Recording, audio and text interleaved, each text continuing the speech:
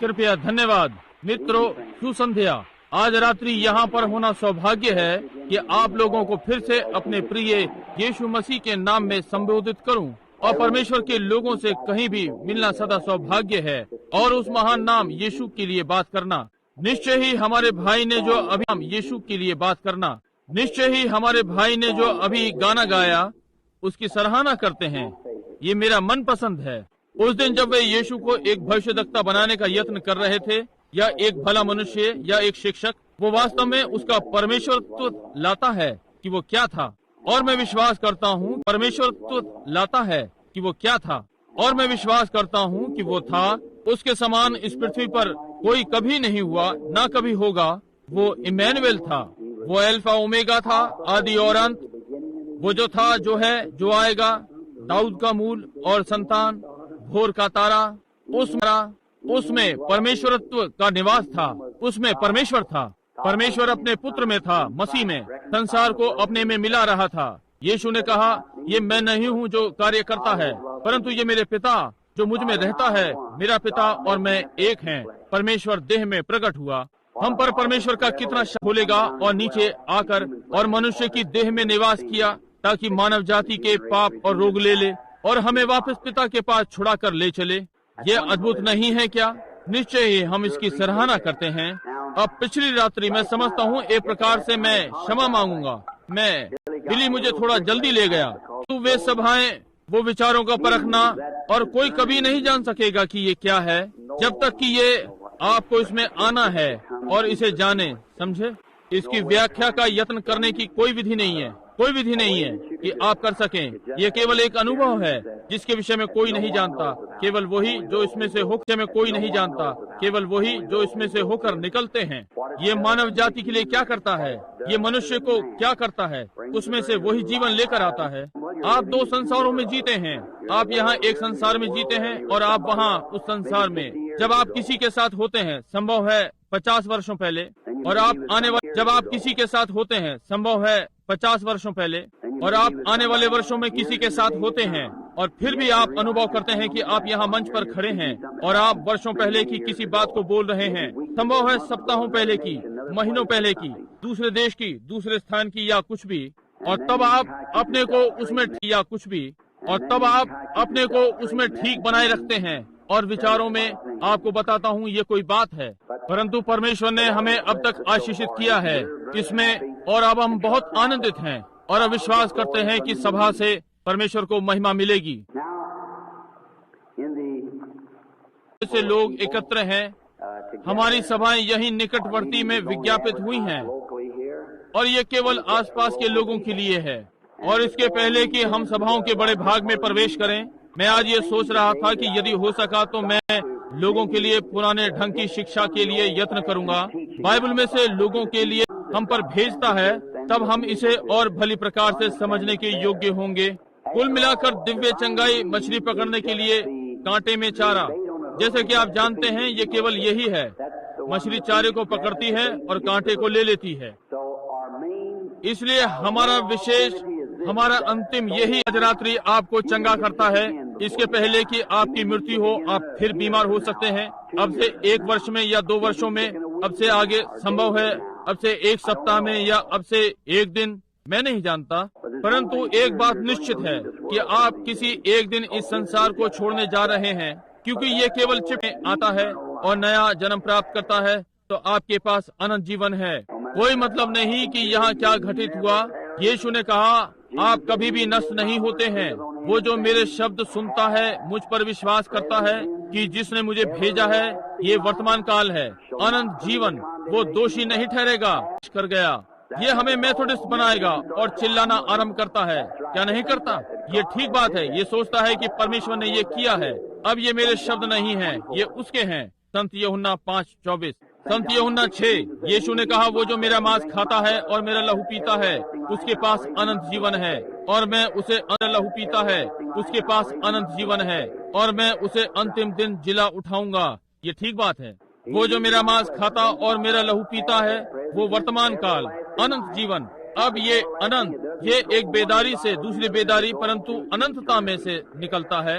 और अब आप में से कुछ सेवकगण जो यहाँ में से निकलता है, और अब आप में से कुछ सेवकगण जो यहाँ पर बैठे हैं, ये जानते हुए कि अनंत जीवन उसी वचन से आता है, अर्थात परमेश्वर का जीवन, वो शब्द जोई, ग्रीक शब्द जिसका अर्थ परमेश्वर का अपना जीवन, तब हम परमेश्वर के पुत्र या पुत्रियां हो जाते हैं, एक परमेश्वर की संतान, परमेश्वर के जीवन का भाग, परमेश्वर के जीवन का भाग हम में। जैसे परमेश्वर नष्ट नहीं हो सकता, हम नष्ट नहीं हो सकते यदि ये यत्न किया गया। इसलिए हमारे पास अनंत जीवन है और अंतिम दिन उठाए जाने वाले हैं। ये अद्भुत है। ये बैप्टिस्ट मेथोडिस्ट से हाथ मिलावेगा और चिल्लाएगा, क्या ये नहीं है? निश्चय ही ये चीज है। ये प्रत्येक को एक साथ प्रेम में बैठाता है, निश्चय ही सारी भिन्नताओं को हटा लेता है, नई सृष्टि बनाता है। ये टक्सडू कोट बनाता है और सारा जोड़ा, और एक दूसरे के चारों ओर अपने हाथों को डालकर कहता है, भाई आप कैसे हैं? ये ठीक बात है, निश्चय ही। ये रेशम की वेश और कहती है, बहन मैं आपसे प्रेम करती हूँ। ये यही करता है, ये निश्चय ही करता है। केवल भिन्नताओं को समाप्त कर देता है। धनी और निर्धन, बंधुआ या स्वतंत्र, हम सब मसीह यीशु में एक हैं। रविवार आराधनालय में, जबकि मैंने देखा आराधनालय के सारे लोग यहाँ बैठे हुए थे, और हमारा एक संडे स्कूल यानी रविवार शिक्षा का पाठ चल रहा था, लहू के द्वारा छुटकारा, और मैं उसमें इतना तल्लीन हो गया था, यहाँ तक कि मुझे ऐसा अनुभव होने लगा कि मैं दूसरे क्षेत्र में कहीं पर हूँ। लहू के द्वारा छुटकारा, और आज रात्रि परिवार के जाने के पश्चात द्वारा छुटकारा, और आज रात्रि परिवार के जाने के पश्चात, और यहाँ जल्दी आ गया था ताकि गानों की सेवा सुन सकूं और आदि आदि। मैं कमरे में था और ऐसा प्रतीत हुआ, मैंने वचन पढ़ना आरंभ किया और कुछ पाया। मैंने सोचा, अच्छा यदि प्रभु ने चाहा तो मैं आज रात्रि इस पर थोड़ी देर बातचीत करूंगा। ये लहू, मैं आज रात्रि इस पर थोड़ी देर बातचीत करूंगा। ये लहू के द्वारा छुटकारा रविवार को। अब आज रात्रि मैं सामर्थ के द्वारा छुटकारा पर बोलने जा रहा हूँ, और कल आने वाली रात्रि में मैं संपूर्णता में छुटकारा पर बोलने जा रहा हूँ, यदि परमेश्वर ने चाहा तो। यही आनंद में लहू में सामर्थ्य के लिए अब बहुत से लोग, जैसे भले पढ़े लिखे विद्वान, जानते हैं कि उसमें किस प्रकार से प्रवेश करना है और इस प्रकार का प्रकाशन देना संभव है इसके लिए, या उसके या कुछ छोड़ देना। परंतु मैं यहाँ पर एक प्रकार से अनपढ़ प्रचारकों में से हूँ, जो एक ही कार्य करना जानता हूँ कि इस बात में निश्चित रहूँ कि मैं हूँ। यदि मैं दीवार की ओर चलना आरंभ करूं और प्रकाश इस ओर हो, मैं बता सकता हूं कि मैं कैसा दिखाई पड़ता हूं, कि मैं 4 पैर वाला पशु हूं या चिड़िया या ये क्या था। यदि मैं देखता हूं कि छाया किस प्रकार की परिवर्तित हो रही है। अब पुराना नियम नए नियम की छाया थी, ये नेगेटिव था। सूर्य चांद पर चमकता है, पृथ्वी पर प्रकाश को परिवर्तित करता है, और मैं पुराने नियम से प्रेम करता हूँ। ये इस प्रकार से उदाहरणों से भरा हुआ है, या ये जैसे भी हो सकता है। अब सिद्ध उत्पत्ति में जब पहले परमेश्वर ने सूर्य बनाया, बाद में चांद प्रतिनिधित्व करते हैं। जैसे कि सूर्य अपनी सामर्थ और महिमा में आता है, और जब ये नीचे जाता है तो ये अपना प्रकाश चांद पर चमकाता है अंधकार में, ताकि जब सूर्य चला जाता है तो पृथ्वी पर उजियाला दे।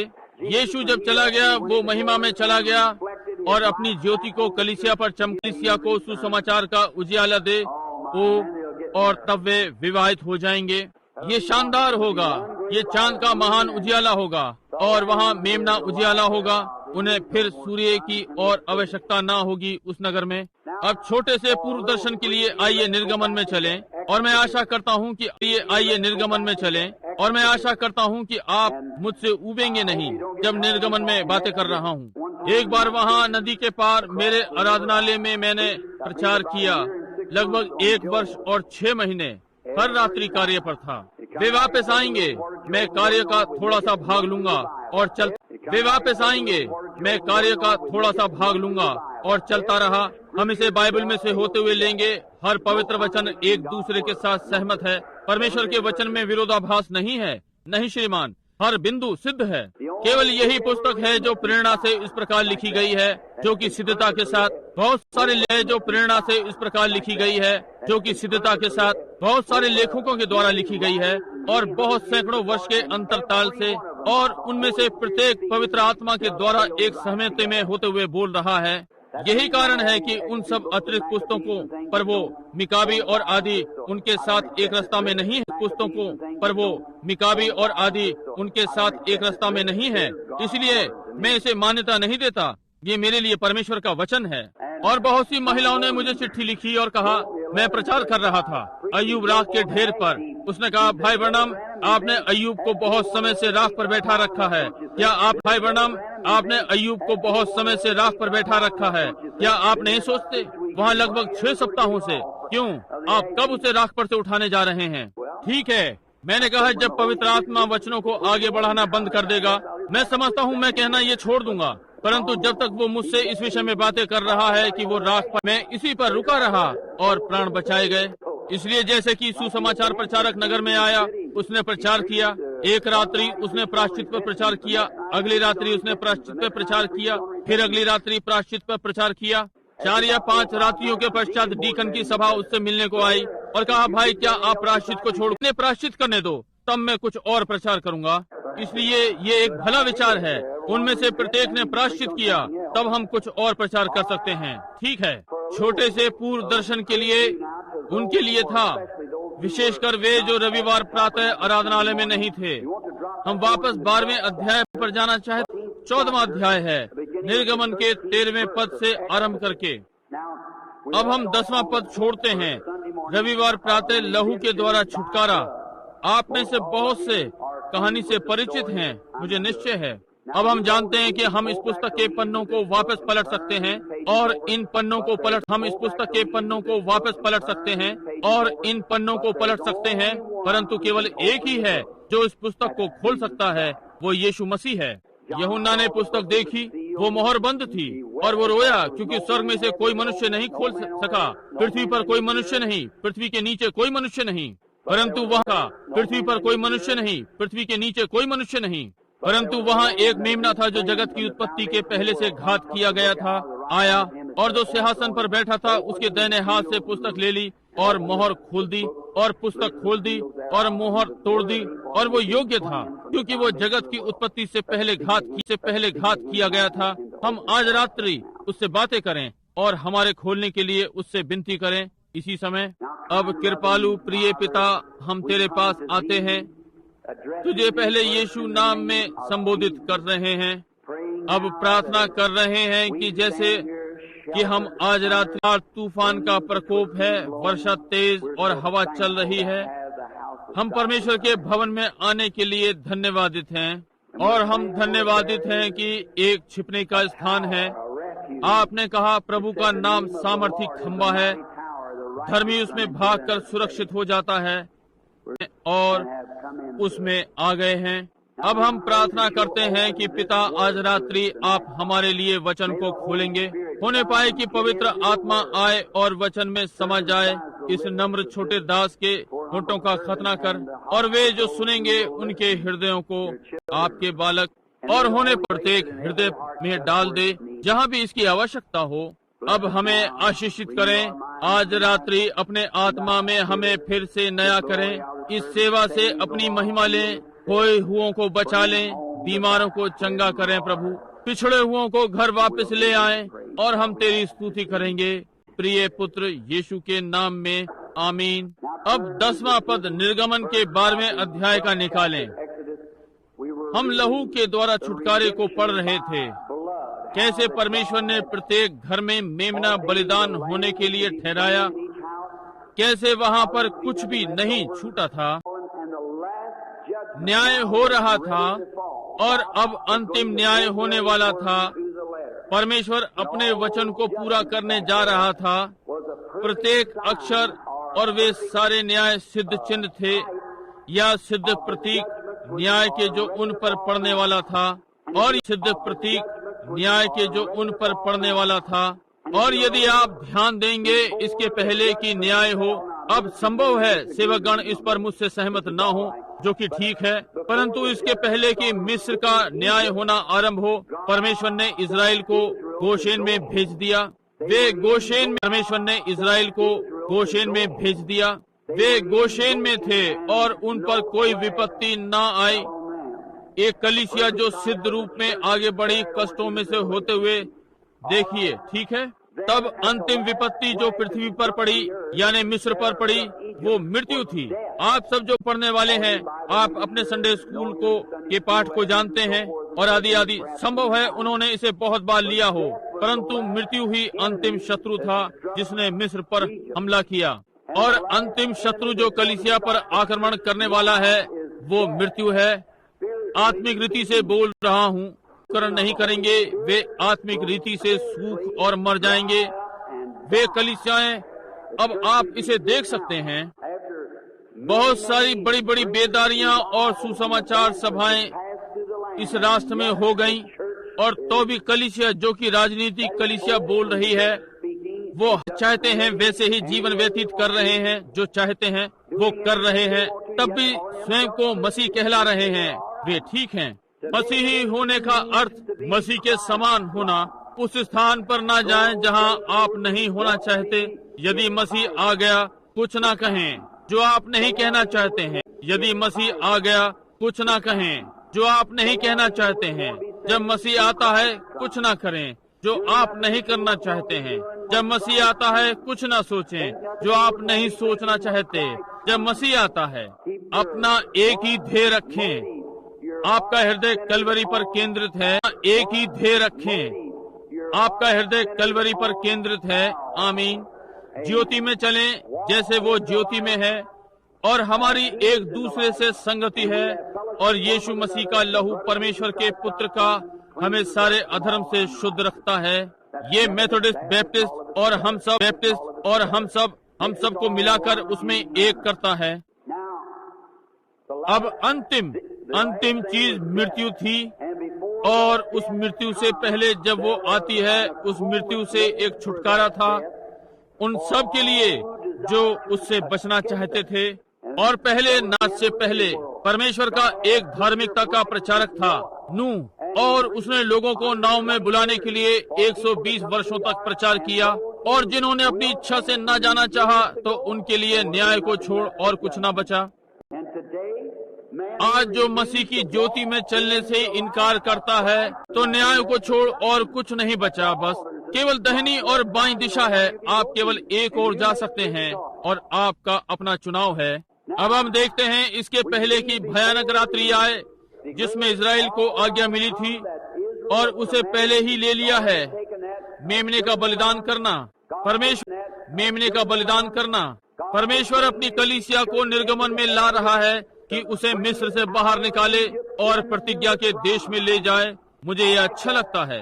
वे वहाँ उसका अधिकार पाने जा रहे हैं। परमेश्वर ने उन्हें देश दिया, और अब भी वो उस बड़ी महान इमारतों से और बाढ़ से देश दिया, और अब भी वो उस बड़ी महान इमारतों से और बाढ़ से घिरा हुआ था। और यरोही के चारों ओर दीवार थी, उसके चारों ओर रथ दौड़ सकता था। और थोड़ा इस पर सोचें, तो भी परमेश्वर ने कहा, मैं ये तुम्हें देता हूँ, ये तुम्हारा है। परंतु उन्हें शुद्ध करना था, उसे साफ करना था, उसे साफ करना था। और आज परमेश्वर ने यही किया है। उसने आप में प्रत्येक को दिया है जो इसे चाहता है, पवित्र आत्मा का बपतिस्मा। परंतु आपको भीतर जाकर अधिकार लेना है। बस यही है। भिन्नताओं से युद्ध करें, दीवारों को गिरा दें, और उसमें आरंभ कर दिया। ये आज हमारे लिए नहीं है। केवल आगे बढ़ो। माँ ने कहा, मैं तुझे घर से भगा दूंगी, आगे बढ़ते रहें। पति ने कहा, मैं तुझे छोड़ दूंगा, आप आगे बढ़ते रहें। यही है आगे बढ़ना और अधिकार लेना, यही है। दिव्य चंगाई आप में से प्रत्येक के लिए है। आप प्रत्येक जो यहाँ इस रात्रि कैंसर, हृदय रोग, जो भी है, परंतु आपको जाकर उसे अधिकार में लेना है। अब आप कहते हैं, भाई मुझे अच्छा अनुभव नहीं हो रहा है। इसका इस बात से कुछ लेना देना नहीं। प्रतिज्ञा आपकी है, परमेश्वर ने आपको दी है। केवल जाकर और फिलिस्तीनियों को मार डालो, एक ओर और दूसरी ओर तक, और सारे हित्ती अमोरियों को बाहर कर दो। उन्हें बस मार डालो। भीतर जाकर इसे ले लो। परमेश्वर ने कहा, ये तुम्हारा है, इसे ले लो। परंतु उसने नहीं कहा, अब मैं भीतर जाऊंगा और सबको बाहर कर दूंगा, और तुम्हारे लिए अच्छे नगर बनाऊंगा, और तुम्हें वहाँ सरल मार्गों में स्थिर कर दूंगा। वो इस प्रकार से नहीं करता। वो ये आपको देता है, और आपको कुछ करना है। वो प्रकार से नहीं करता। वो ये आपको देता है और आपको कुछ करना है। वो बहुत भला है कि उसने आपको भूमि दी है। कहा वो आपकी सहायता करेगा और आपके साथ होगा। जाओ, जाकर ले लो। और यदि आप बीमार हैं, आज रात्रि अपाहिज, अंधे, बहरे, गूंगे, आप जो भी हैं, जाकर ले लो। परमेश्वर ने कहा कि ये तुम्हारा था, ये आपका है, जाकर ले लो। परमेश्वर ने कहा कि ये तुम्हारा था, ये आपका अधिकार है, परमेश्वर ने आपको दिया है। उसने उनसे कहा कि वो उन्हें वो देश देगा, उनके आगे आगे दूत भेजेगा ताकि मार्ग में उनकी देखभाल करे, उन्हें उस स्थान पर लाए जहाँ ये था। उन भेदियों को देखिए, जब वे वहाँ पहुँचे, यहाँ वे 10 वापस आए। कब है? क्यों? हम लोग वैज्ञानिक हैं और हमने इन चीजों को देखा है वैज्ञानिक रीति से। ये असंभव है, हम इसे नहीं कर सकते। परंतु वहाँ 2 व्यक्ति थे, उनमें से एक का नाम यहोशू और एक का नाम कालेब था। वैज्ञानिक भाग क्या कहता है? वे इसे नहीं देखते हैं। परमेश्वर ने क्या कहा है? वे वो देख रहे थे। कहा हम इसे नहीं कर पाए कि ये एक अच्छा देश था। और मैं उस प्रमाण से बहुत आनंदित हूँ। क्या आप नहीं हैं कि हमारे ऊपर एक अच्छा देश है और हम अपने मार्ग पर हैं आज रात्रि। हालेलुया। ठीक है, यहाँ वे थे। अब अपने छुटकारे से थोड़ा पहले परमेश्वर की इच्छा थी कि इजरायली बालक की उनकी सुरक्षा अति आवश्यक आए, दरवाजे के ऊपर इस प्रकार से और प्रत्येक अलंग पर, और उन्हें भीतर जाना था और इस मेमने को खाना था। इसका सब कुछ, ध्यान दें, सारा मेमना, ना कि केवल उसका कुछ भाग, उसका सब कुछ खाना था।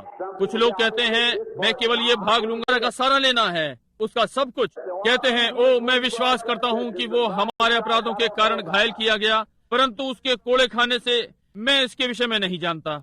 हम सब चाहते हैं उसका सब अंश खाना है, सारा का सारा। उसमें से कुछ सख्त है, परंतु हमें खाना है जो भी है। परमेश्वर ने ऐसा कहा है। पर ध्यान दें, और भोर तक उसमें से कुछ भी ना रख छोड़ना, और जो कुछ बच जाए भोर तक उसे आग में जला देना। और अब इसमें से कुछ भी नहीं बचाना है। अब उसने कहा जब तुम इसे खाते हो, इसे कच्चा ना खाना या शोरवेदार, परंतु तुम इसे अच्छी प्रकार से पकाकर खाना।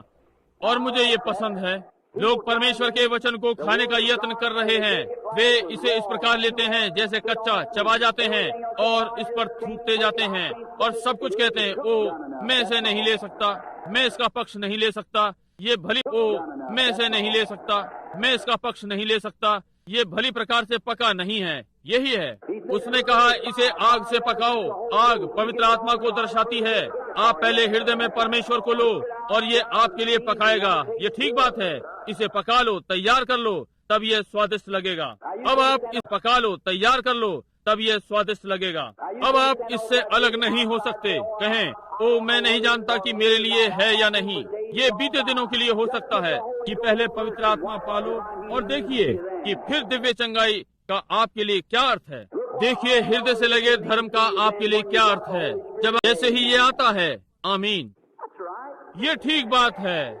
पहले मेमने को पकाओ और पकाने के लिए आपके पास आग होनी ही चाहिए। इसे भूनना है। ओ प्रभु, तभी ये अच्छा है। अधिक समय नहीं हुआ, मैं यहाँ खड़ा हुआ था एक बड़ी भट्टी के पास और मैंने देखा कि आग आया और पकाया, और जैसे जैसे ये गर्म होती गई धातु का धातु मल सोने से सब ऊपर आ गया और उन्होंने उसे निकाल दिया। और तब वे आग की कुठाली में और गर्म करेंगे, और तब जब ये अधिक उबलेगा तब वे विभिन्न चीजें पाएंगे, सल्फर मिली हुई धातु और चीजें। इससे पहले मिट्टी ऊपर आती है जैसे मिट्टी और कीचड़, फिर कच्ची धातु के समान, और कोई अच्छी चीज नहीं, कुछ चांदी चांदी सा, और दूसरी चीजें वे ऊपर आती हैं और उसे बाहर तलछट को बाहर निकाल देते हैं।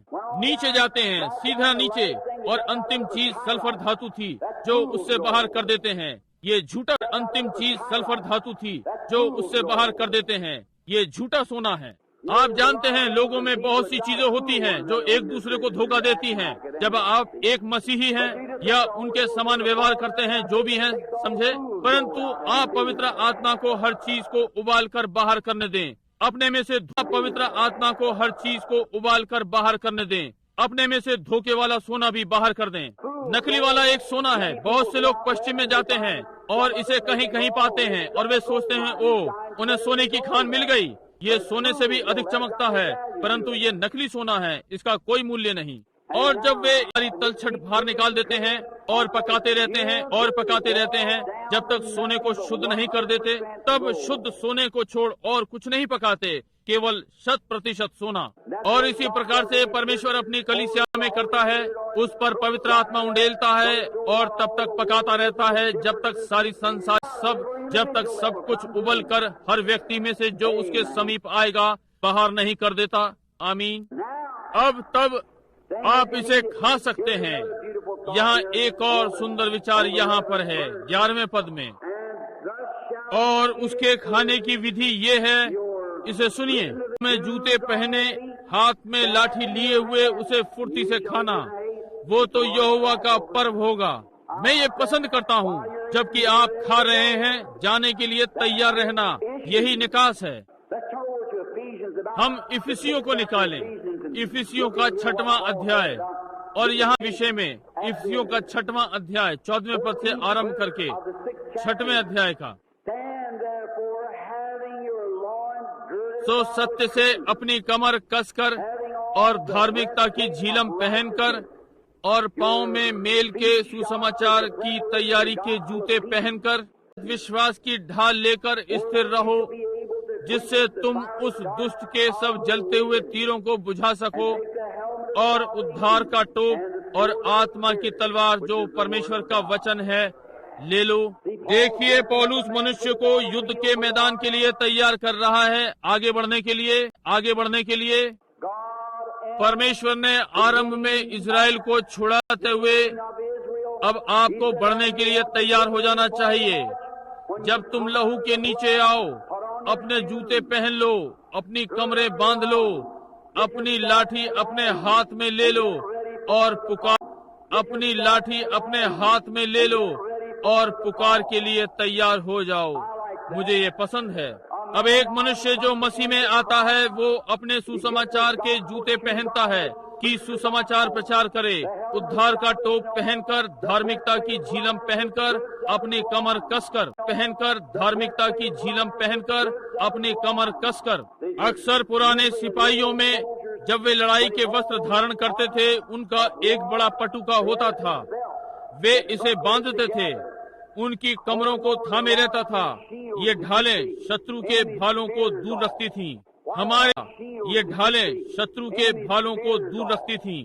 हमारे लिए ये कितना वास्तविक पाठ है। जब कमर कमजोर पड़ने लगे, ढाल गिरने लगे, तब वे अपने पटुके कस लेते थे, उन्हें फिर से कस लेते थे। आज कितना ही सिद्ध चित्र है जब आप स्वयं को ढीला देते थे।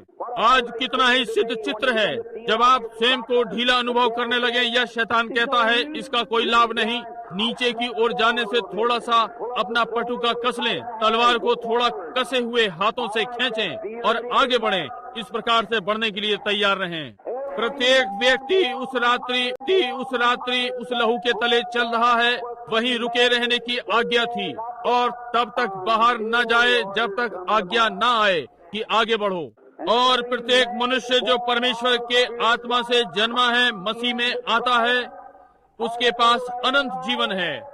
अपनी ढाल आगे बढ़ने की आज्ञा नहीं मिलती, रुका रहता है।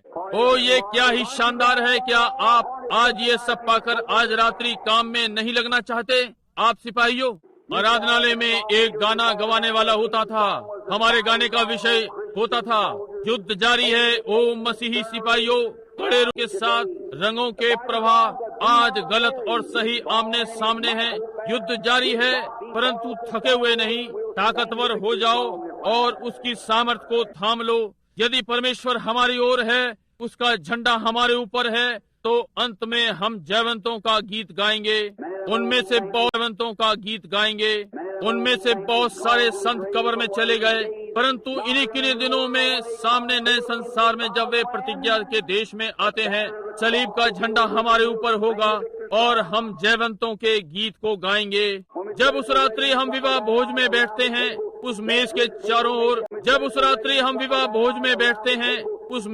चारों ओर वो महान मेज हो सकता है सैकड़ों हजारों मील लंबी, लहू से धुले संत वहाँ चारों ओर बैठे हैं। मैं उस मेज के पास जाना चाहता हूँ और उनमें से प्रत्येक से हाथ मिलाना चाहता हूँ। आमीन। बस चिल्ला रहे हैं? क्या आप मुझे चिल्लाते हुए सुनला रहे हैं? क्या आप मुझे चिल्लाते हुए सुनना चाहते हैं? तो जब तक मैं वहाँ ना पहुँचूं प्रतीक्षा करें, मुझे देखें। मैं अभी इतना बड़ा नहीं हुआ हूँ इसके लिए, परंतु ध्यान दें, अब आगे बढ़ रहा हूँ। तैयार रहें, हम जा रहे हैं। यहाँ एक दुखी दृश्य है। इसके पहले कि हम अपने नियमित पाठ पर आए, ये एक मिलीजुली भीड़ उन लोगों के साथ निकल गई। यहीं पर इजराइल ने गलती की। एक अलौकिक घटित हो गया। बिना मत परिवर्तित लोग साथ साथ चले। उस अलौकिक के कारण अंत में उन्हें कठिनाई में डाला। और प्रभु मूसा से बातें कर रहा है। कहा कि कोई नहीं, केवल वही जो बलिदान हुए थे, बलिदान खा सकते थे, बल्कि केवल वही जिनका खतना हुआ था। कोई परदेशी बाहर का इसे ना खाए, केवल वे जो खतना वाले हैं। हमारे लिए कितनी लज्जा की बात है कि जब कलीसिया में प्रत्येक जो कलीसिया से संबंधित है प्रभु भोज लेता है, और ये गलत है। केवल वे जो छुड़ाए हुए हैं, केवल वे जो योग्य हैं। यशायाह ने बोला और कहा कि प्रभु की मेजें उल्टी, वे जिनका दूध छुड़ाया गया है। कहा आज्ञा पर आज्ञा, नियम पर नियम, थोड़ा यहाँ थोड़ा वहाँ, और जो अच्छा है उसे कसकर पकड़े रहो। परमेश्वर बोल रहा है, जिन दिनों में हम रह रहे हैं, जानता है कि कलीसिया इतनी राजनीतिज्ञ हो जाएगी कि वे अंदर आने वाले लोगों को कुछ भी करने सदस्य थे। उन्होंने प्रभु भोज लिया, और बाइबल ने कहा वो जो खाता है और इसे पीता है वो अयोग्य और प्रभु की देह और लहू का अपराधी है। संत यूहन्ना 13वां अध्याय यीशु बोल रहा है। दूसरा कुरिन्थियों 11वां अध्याय पौलुस ने वर्षों पश्चात कहा कि वो जो इसे 11वां अध्याय पौलुस ने वर्षों पश्चात कहा कि वो जो इसे अयोग्यता में इसे खाता और पीता है वो प्रभु की देह और लहू का अपराधी होगा। इसलिए मनुष्य स्वयं को जांच ले। उसने कहा इसके पहले कि वो इसे ले, मैं वचन बता रहा हूँ, ये ठीक बात है। वो जो इसे खाता और पीता अयोग्यता में, ये ठीक बात है। वो जो इसे खाता और पीता अयोग्यता में होते हुए इसे खाता और पीता है, प्रभु की देह को नहीं पहचानता, स्वयं को दोषी ठहराता है। इसी कारण तुम्हारे बीच में बहुत से रोगी और निर्बल हैं और बहुत से सो गए। निश्चित हो जाएं कि आप प्रभु के साथ ठीक हैं। ये यहाँ छाया में है, छाया में है कि और कोई नहीं, केवल खतना वाले। इससे कोई मतलब नहीं कि वो कितना ईमानदार है, उसने कितने यहूदी कलीसिया को कितनी सहायता की है, उसे धर्मांतरित होना ही था। वास्तव में खतने वाला विश्वासी, इसके पहले वो प्रभु भोज ले सके कितनी दूर हो गए हैं। अब हम जल्दी जल्दी, तब आज रात्रि परमेश्वर उन्हें बाहर लेकर आया। अब हम 14वें अध्याय के 13वें पद को निकाल रहे हैं। परमेश्वर ने उन्हें अग्नि स्तंभ दिया कि उनके आगे आगे चले।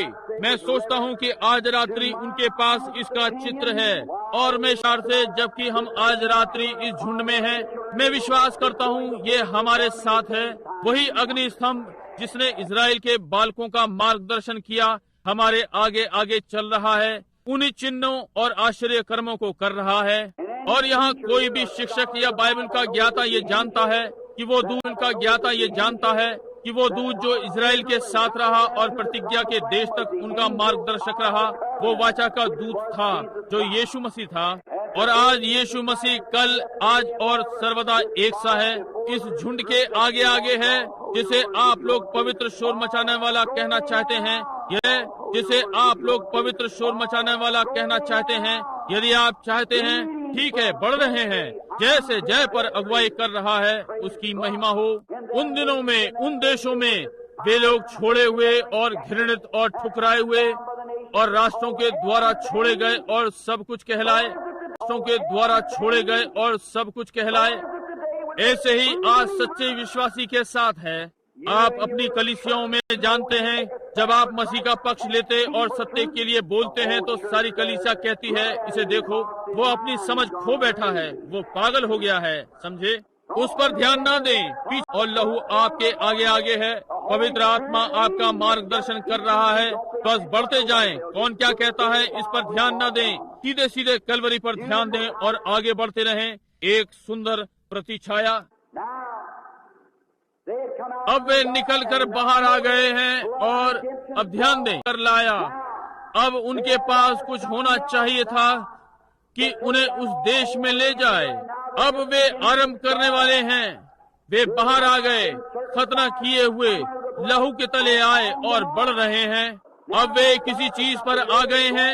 वे वहाँ साथ साथ बढ़ रहे हैं, ये जानते हुए कि वे मृत्यु से पार होकर जीवन में प्रवेश कर गए हैं, जानते हुए कि उनके पास अनंत जीवन है। परंतु यहाँ वे लोग आ रहे हैं और कठिनाइयाँ आने लगी।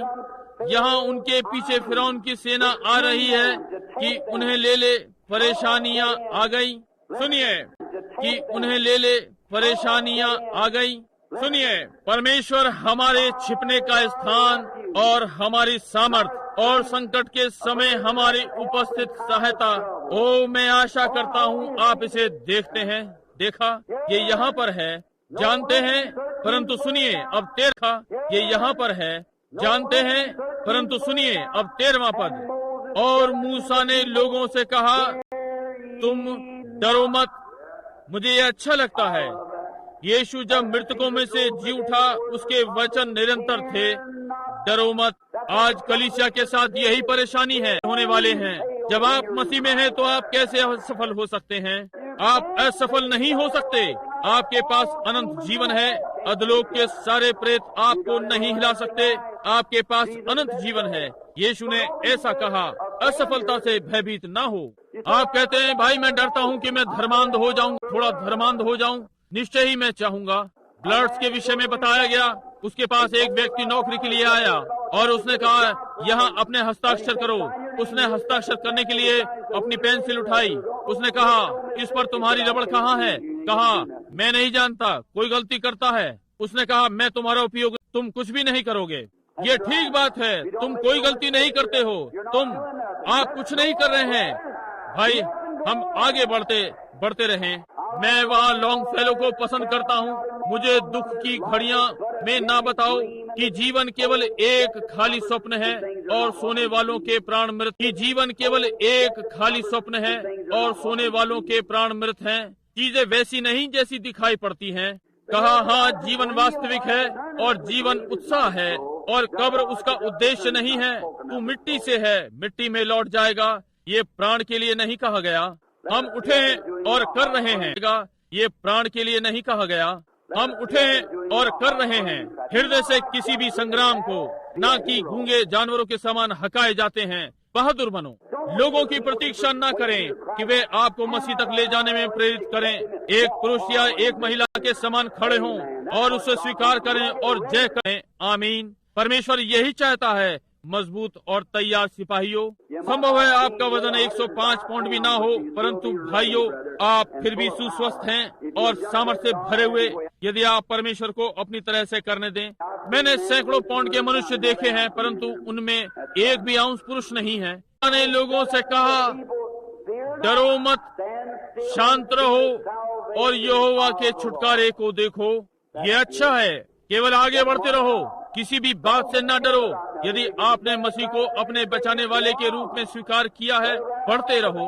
भाई ब्रनम, मैं पवित्र आत्मा का बपतिस्मा चाहता हूँ। मैं बीमार हूँ भाई ब्रनम, मैं अधिक आगे नहीं बढ़ सकता। चिंता ना करें, केवल आगे बढ़ते जाएं। हमारे यहोवा के छुटकारे को देखो, इसे स्वीकार करो, केवल आगे बढ़ो। ये कैसे होने जा रहा है? डॉक्टर ने मुझे छोड़ दिया।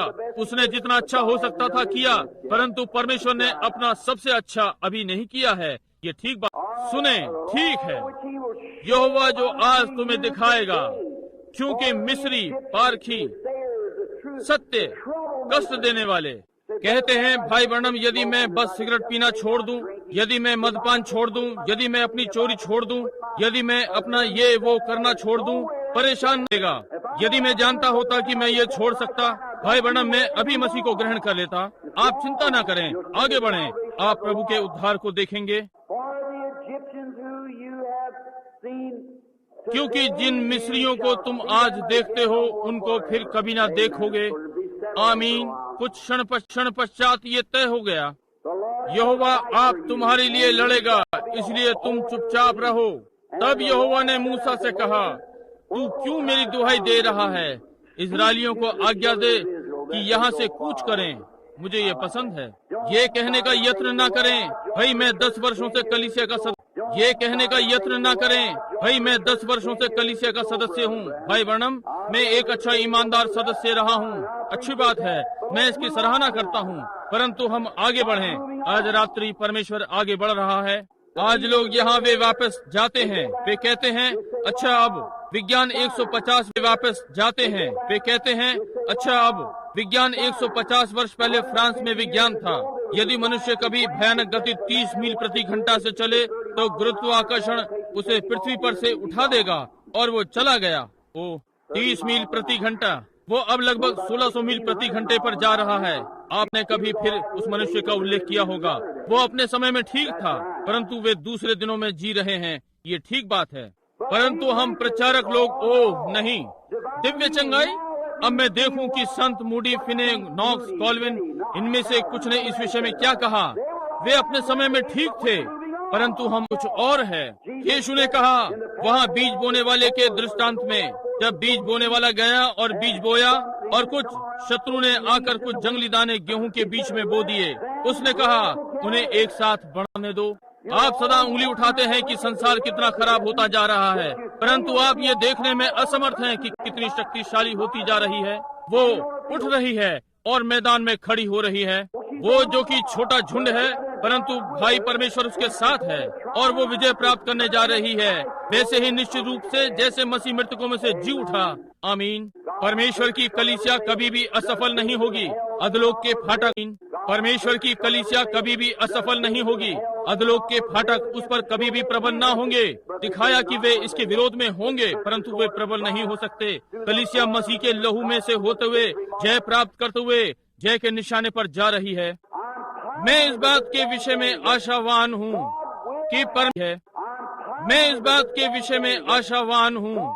कि परमेश्वर की एक बेदाग बेझुर्री वाली कलीसिया है या दोषी।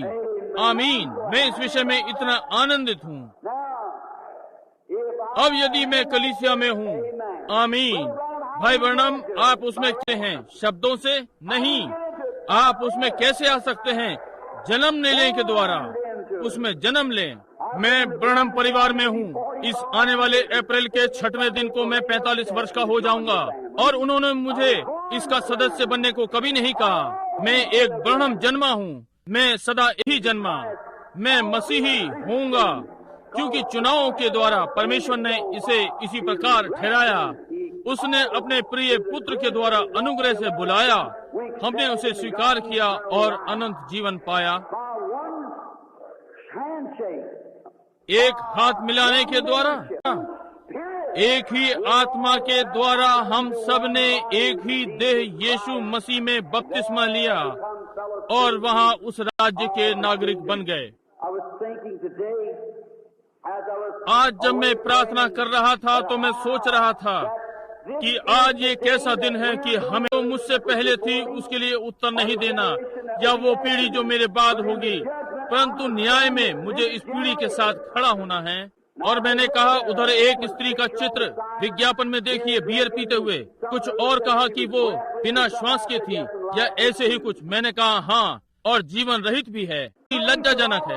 सारे प्रचार के साथ मैंने कहा कभी कभी ऐसा प्रतीत होता है। मैंने अपनी पत्नी को बताया। मैंने कहा कभी ऐसा लगता है कि इससे कोई भलाई नहीं होती, परंतु जो भी है मुझे चेतावनी की आवाज होना है। जो भी हो, मुझे सुसमाचार प्रचार करना है और पुनरुत्थान की गवाही देनी है, और यीशु मसीह की सामर्थ। उन्हें इसे छोड़ने दो और अपनी पीठ घुमाने दो। न्याय में परमेश्वर इसके लिए उनका न्याय करेगा। मैं इसे प्रचार करने के लिए उत्तरदायी हूँ, और दूसरे सेवक गण भी जो सुसमाचार प्रचार करते हैं, समाचार प्रचार करते हैं। अब मैं इसे प्रेम करता हूँ। ध्यान दें, अब आगे बढ़ें और आप परमेश्वर की महिमा देखेंगे। परंतु सुनिए, अब 16वां पद हम इसे पढ़ते हैं। परंतु लाठी उठा, वो लाठी वो न्याय की लाठी थी। लाठी उठा, वो लाठी वो न्याय की लाठी थी। अब ये मूसा की लाठी नहीं थी, ये परमेश्वर की लाठी थी। यदि आप ध्यान देंगे, मूसा उसने वो लाठी ली, उसने उसे इस प्रकार पकड़ा, पुटकियां आ गईं। उसने इसे पानी के ऊपर किया, वो लहू बन गया। वो परमेश्वर की न्याय की लाठी थी। के ऊपर किया, वो लहू बन गया। वो परमेश्वर की न्याय की लाठी थी। और वही लाठी, समझे, और उसी लाठी से उसने चट्टान को मारा और चट्टान की एक और दरार आ गई और चट्टान में से पानी निकला। अब वो चट्टान मसीह था और वो परमेश्वर का न्याय था। अब वो चट्टान मसीह था और वो परमेश्वर का न्याय था। जिस दिन तुम उसे खाओगे उसी दिन तुम मर जाओगे। मसीह को कैलवरी पर मारा और उस कड़वाहट का भुगतान किया। दुख भरी मृत्यु, कोई मनुष्य नहीं इसे कभी भी इसका व्याख्यान नहीं कर सका या कभी कर सकेगा। व्याख्यान नहीं कर सका या कभी कर सकेगा। वहाँ परमेश्वर ने सारा दिव्य न्याय उस पर डाल दिया और उसके एक ओर मारा। जब उसकी एक ओर से पानी और लहू और आत्मा हमारे छुटकारे के लिए उसके चारों ओर कपड़ा लपेटा हुआ या कुछ और, क्रूस पर ये ऐसा नहीं है। उन्होंने उस मनुष्य को त्याग दिया। हर बुराई, अशिष्ट बातें जो वे कर सकते थे, परंतु उसे होना था। वो वहाँ पर उच्चतम और संसार में सबसे नीचा जो कभी था या होगा। और तब क्रूस पर लुहान, उपहास उड़ाने वालों का मुंह भरा थूक उसके मुंह पर लटक रहा था। उपहास उड़ाने का ताज सिंहासनों का उसके सिर पर रखा। परंतु वहीं जहाँ उसने मृत्यु को, नरक को, पाप को, बीमारी को और कब्र को जीता और हम सब का मूल्य चुकाया। कभी कभी ये कहा वहीं जहाँ उसने मृत्यु के डंक को निकाल दिया, यही जहाँ पौलुस ने कहा, ओ मृत्यु तेरा डंक कहाँ है। मुझे ये बताया गया कि बहुत सारे कीड़े, मधुमक्खी और चीजें इनके पास डंक होता है और वे इसके साथ जहरीले होते हैं, परंतु वे होता है और वे इसके साथ जहरीले होते हैं, परंतु वे एक बार डंक मारते हैं और वे अपना डंक खो देते हैं। एक समय मृत्यु में भी उसका डंक था, परंतु कैलवरी पर मसीह ने वो डंक मृत्यु में से निकाल दिया। हालेलुया। ओ जब मैं इसके विषय में सोचता हूँ, जब मैं इसके विषय में सोचता हूँ कि वहाँ उसने मृत्यु में से डंक निकाल दिया, मेरे और आपके लिए मृत्यु का सारा डंक। पौलुस ने कहा जब वे उसका सिर रोम की कैद में काटने जा रहे थे, उसने कहा मृत्यु तेरा डंक कहाँ है, वापस कलवरी की ओर संग, कब्र तेरी जय कहाँ है। उसने कहा परंतु परमेश्वर का धन्यवाद हो जो हमें हमारे प्रभु यीशु मसीह में होकर हमें जय देता है। आमीन। ठीक है। लाठी, न्याय और अपना हाथ समुद्र के ऊपर बढ़ा और वो दो भाग हो जाएगा। तब इजरायली समुद्र के बीच होकर, और सुन मैं आप मिस्रियों के मन को कठोर करता हूँ और वे उनका पीछा करके समुद्र में घुस पड़ेंगे। तब फिरौन और उसकी सारी सेना और रथों और सवारों के द्वारा मेरी महिमा होगी। और जब फिरौन और उसके रथों और सवारों के द्वारा मैं यहोवा हूँ।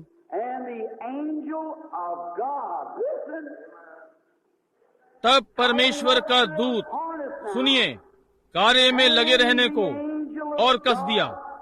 और परमेश्वर के दूत ने जो इजराइल के आगे गया वो अब भी यहाँ पर है। इजराइल सेना के आगे आगे चला करता था, जाकर उनके पीछे हो गया और बादल का स्तंभ उनके आगे से हटकर उनके पीछे जा ठहरा, यानी यहाँ से जाकर, और वहाँ पीछे खड़ा हो गया और संकट के समय बीच में चला गया। जब कठिनाई, परेशानी, परमेश्वर का दूत आ जाता है और आपके और बीमारी के बीच आ जाता है और वहाँ मार्ग में खड़ा हो जाता है, परमेश्वर के वचन को लेने में चुनौती देता है। परमेश्वर ने इजराइल को प्रतिज्ञा दी कि वे उस देश में जाएंगे। संभवतः वहाँ लाखों मनुष्य उनका पीछा करते हुए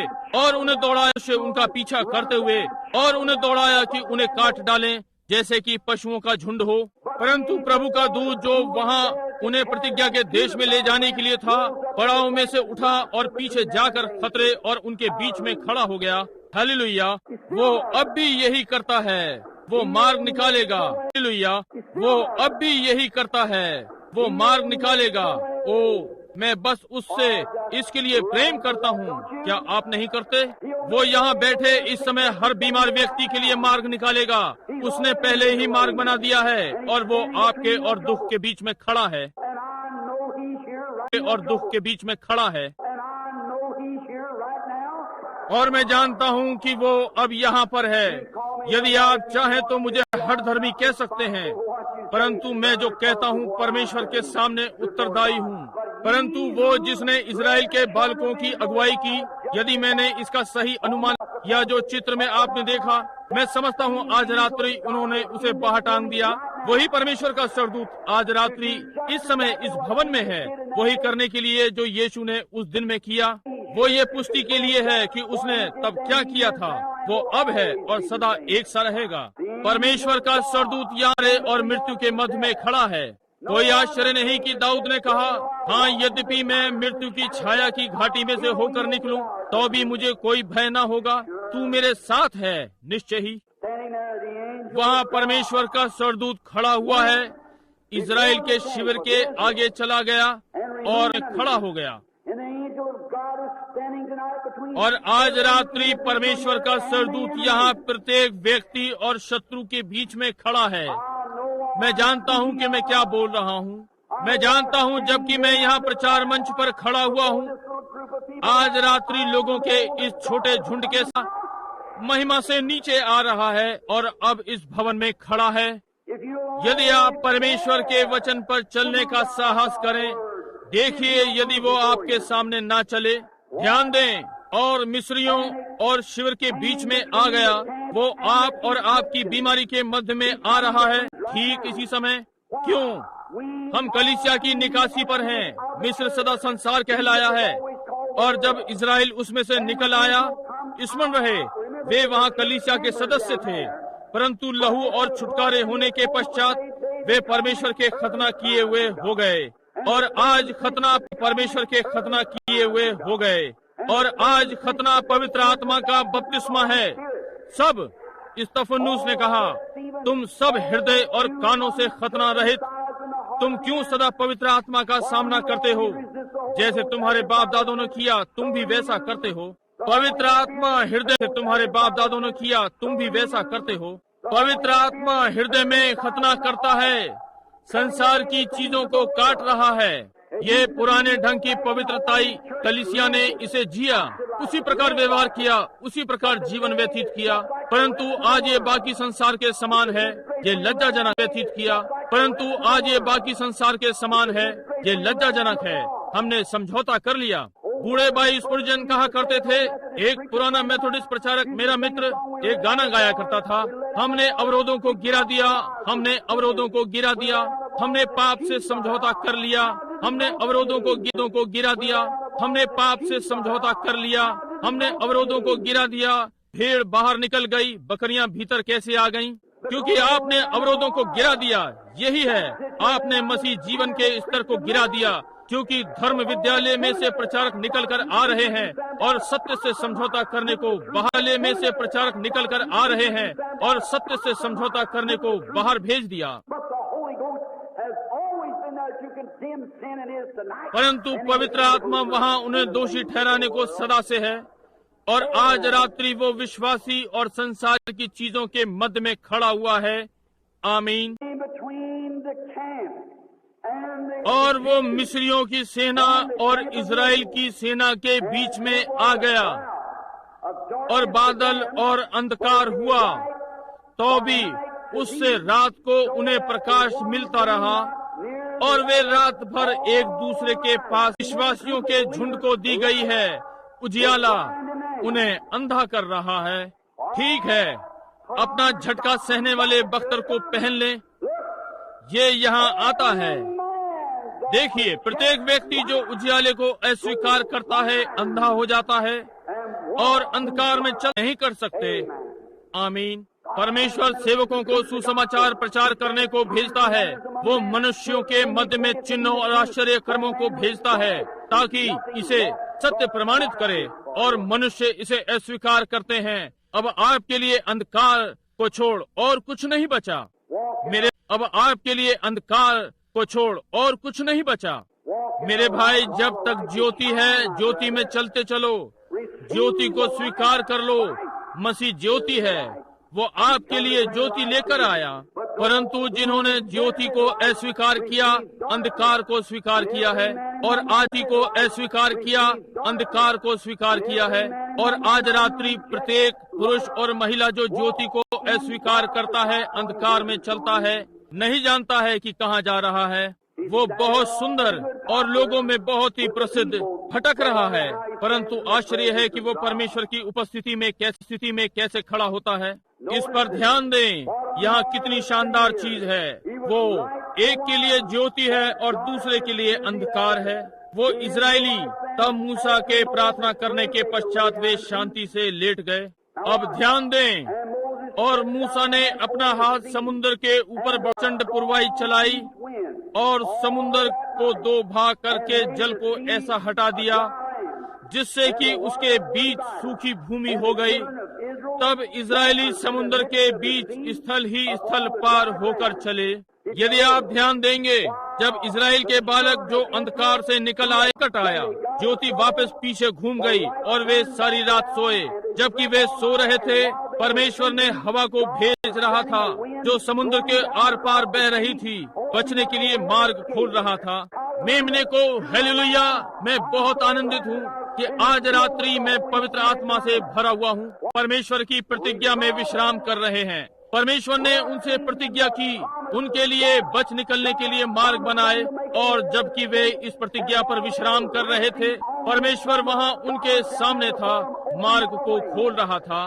प्रत्येक पुरुष और महिला आज रात्रि जो उन आधारों पर यीशु मसीह हो रहे हैं, जबकि आप उसकी प्रतिज्ञा में विश्राम कर रहे हैं। संभव है आज आप अपाहिज हो, संभव है आप अंधे हो, संभव है आपको सुनाई नहीं दे सकता, संभव है आप ना देख सकते हो, आप बीमार हो, हृदय रोग, कैंसर या कुछ मर रहे हो। ज्योति को स्वीकार करें आज रात्रि, और उस पर आंधी के समान जैसे पेंतिकुस्त के दिन आई, वहाँ पर उसमें होती हुई चलेगी और आपके लिए मार्ग खुलेगा। हालेलुया, ताकि आप उसमें से होकर निकल जाएं, बीमारी की घाटी में से फिर से वापस स्वस्थता के देश में।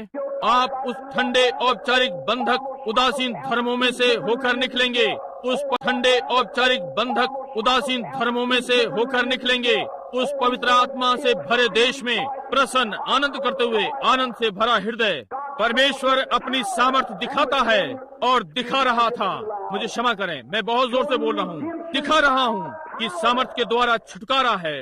उसने वहाँ बोल रहा हूँ, दिखा रहा हूँ कि सामर्थ के द्वारा छुटकारा है। उसने वहाँ पीछे लहू दर्शाया एक चीज पर, यहाँ उसने अपनी सामर्थ दर्शाई अपने लहू के द्वारा, छुटकारे में होकर, मृत्यु से बचने के लिए अपनी सामर्थ दिखाई। लहू में होकर उसने अपनी सामर्थ दिखाई, बच निकलने का मार्ग बनाया छुटकारे की सामर्थ के द्वारा। और आज आप जिन्होंने स्वीकार कर लिया, आमीन, आप जिन्होंने यीशु मसीह का लहू स्वीकार कर लिया ताकि आपको पाप से शुद्ध करे, पवित्र आत्मा की सामर्थ्य यहाँ आपको पवित्र आत्मा के बपतिस्मे तक अगुवाई करने के लिए है। परमेश्वर की सामर्थ्य यहाँ पर है कि आपको बीमार से बदलकर स्वस्थ करने के निर्गमन में वो अपने पूरे यौवन पर आ रही है, जहाँ परमेश्वर कुछ देर बाद एकत्र करेगा अपने दाने। आश्चर्यजनक है, अंधकार में से आ रहे हैं शानदार ज्योति में। हम इससे कितना प्रेम करते हैं। मैं कैसे करता हूँ। आज रात्रि मेरे प्राण के लिए क्या अर्थ है। मित्रों, आप था तभी मिला और उसने कहा कि मैं लोगों को ये बताने का यत्न कर रहा हूँ, कहा मैं बहुत बदल गया हूँ। बिली, जब तुम बालक थे, कहा तुम आया करते थे और मुझे बताया मेरे व्यवसाय के स्थान पर कि मुझे परमेश्वर के साथ ठीक हो जाना चाहिए, मुझे परमेश्वर के साथ ठीक हो जाना चाहिए। और कहा एक बात बदल गई है। कहा अब मैं जानता हूँ कि तुम क्या कहते हो। मैंने सोचा परमेश्वर की महिमा हो। उसने कहा मैं इस विषय में दूसरों को बताने का यत्न करता हूँ, और कहा वे विषय को बदल देंगे और हास्य अखबारों के विषय में बातें करते जाएंगे या कुछ और। ओ, ये मैं नहीं हूँ, वो अगला व्यक्ति वहाँ कोने में, वो मर सकता नहीं मालूम किसका अगला नंबर किसका है। आज रात्रि आपका हो सकता है मित्र। यही समय हो कि परमेश्वर आपको बुलाता है। परमेश्वर महान पवित्र आत्मा आज रात्रि मृत्यु और जीवन के मध्य में खड़ा है। आज रात्रि यहाँ खड़ा है, स्वास्थ्य और बीमारी के मध्य में। मैं जानता हूँ कि मैंने इस विषय में क्या कहा है। ये ठीक बात है। ठीक अब वही पवित्र आत्मा जिसको आप अनुभव करते हैं, प्रत्येक नया जन्म प्राप्त किया हुआ बाध्य है कि पवित्र आत्मा को इस कमरे में अनुभव करे। आप इसमें कुछ नहीं कर सकते। यदि आप में कोई जीवन है तो आप जानते हैं कि वो है।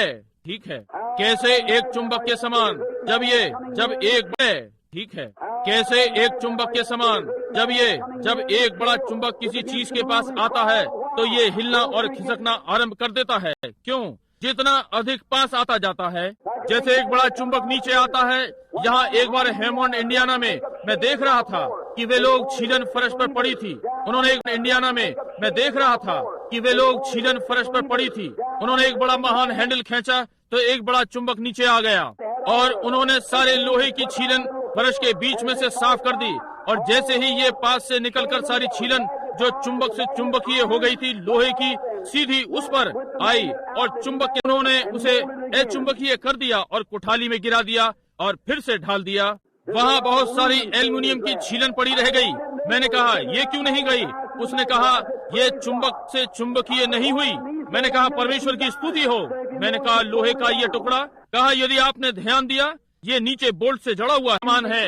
आप कलीसिया के सदस्य हो गए हैं परंतु पवित्र आत्मा के बपतिस्मे से चुंबकीय नहीं हुए, तो फिर आपको किसी चीज ने बांध रखा है, कुछ भिन्न ने आपको जकड़ रखा है। परंतु इन्हीं के दिनों में एक महान चुंबक पूर्व दिशा से आ रहा है, परमेश्वर का पुत्र कहलाया, जो इस राष्ट्र को साफ कर देगा और प्रत्येक व्यक्ति जो मसीह में आने के लिए जी उठेगा और ये पुरानी देहें बदल जाएंगी और उसकी समानता में हो जाएंगी, उसकी अपनी महिमा युक्त देह के समान, जहाँ पर हम सदा सदा के लिए बीमारी से स्वतंत्र, बुढ़ापे से स्वतंत्र, हर चीज से स्वतंत्र होकर जिएंगे और परमेश्वर की महिमा में, ताकि उसकी उपस्थिति में सदा जीवित रहें। आमीन। ये महिमा में, ताकि उसकी उपस्थिति में सदा जीवित रहें। आमीन। ये आपको भयभीत ना करे। अब मुझे धार्मिक अनुभूति हो रही है, मुझे निश्चय ही हो रही है। ठीक है, क्योंकि मैं जानता हूँ मेरा छुड़ाने वाला जीवित है और अंत के दिनों में वो इस पृथ्वी पर खड़ा होगा। यद्यपि कीड़े मेरे शरीर को नष्ट कर दें तो भी मैं अपने शरीर में पृथ्वी पर खड़ा होगा। यद्यपि कीड़े मेरे शरीर को नष्ट कर दें तो भी मैं अपने शरीर में होकर परमेश्वर को देखूंगा, जिससे मैं स्वयं देखूंगा। मेरी आंखें उसे देखेंगी और दूसरा नहीं। मत सोचिए कि मैं पागल हूँ, मैं नहीं हूँ, मुझे छोड़ दें। मैं इस प्रकार से अधिक आनंदित हूँ बजाय किसी और तरह के। जी हाँ श्रीमान, मुझे ऐसे ही रहने दो।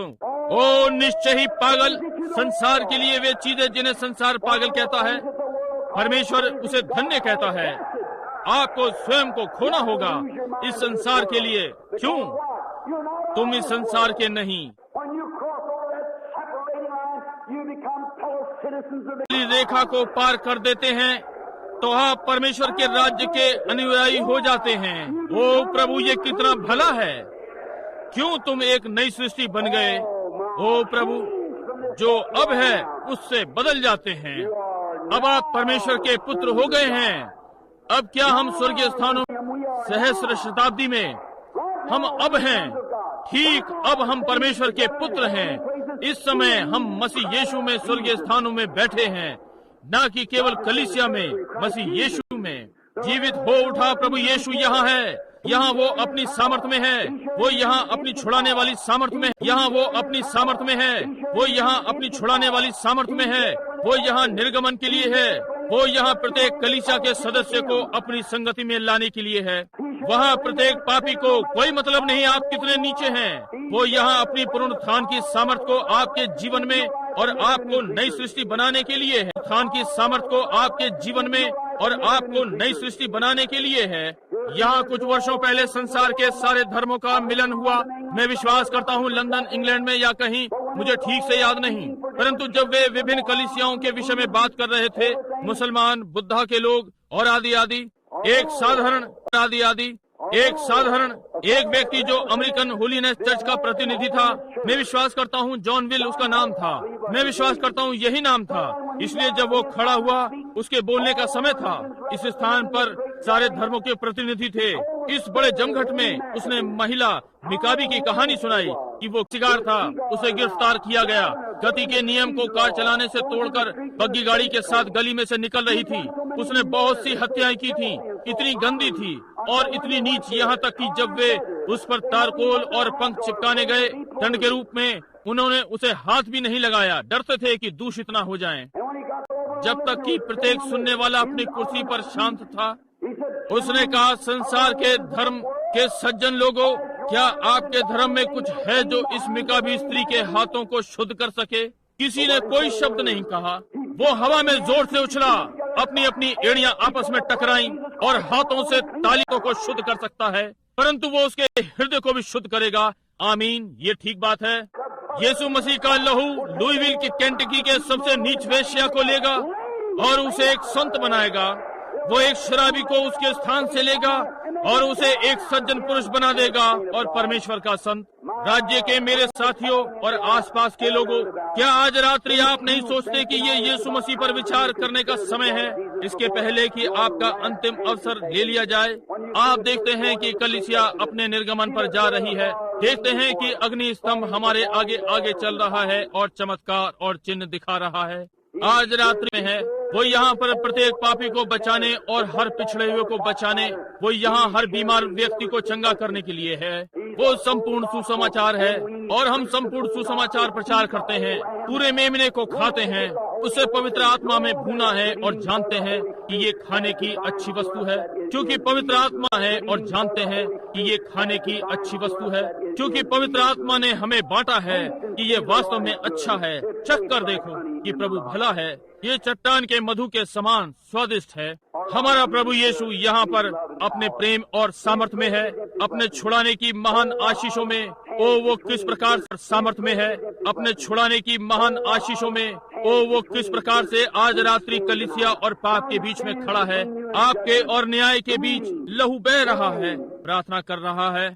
अधिक समय नहीं हुआ, मैं ओहियो में एक स्थान पर गया जहाँ मुझे न्याय के विचारों को अपने विषय में सुनना था। मैं एक छोटे से डंकड़ खान पान गृह में खा रहा था। हमारी एक महान सभा थी।